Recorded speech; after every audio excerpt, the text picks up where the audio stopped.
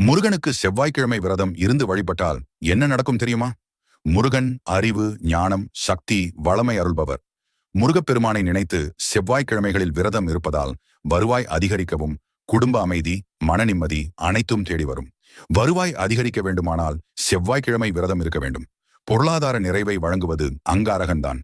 அந்த அங்காரகனுக்குரிய தெய்வமாக விளங்குவது முருகப்பெருமான் மற்றும் சக்தி தேவி.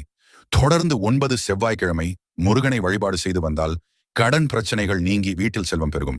நாம் விரதம் இருக்கும்போது நாம் வள்ளி தெய்வானையுடன் கூடிய முருகப்பெருமானின் படத்தை வைத்து வணங்குவது நல்லது. செவ்வாய்க்கிழமை அன்று ஒரு பொழுது விரதம் இருந்து வந்தால் 9 வாரத்தில் உங்களுக்கு நல்லது நடக்கும்.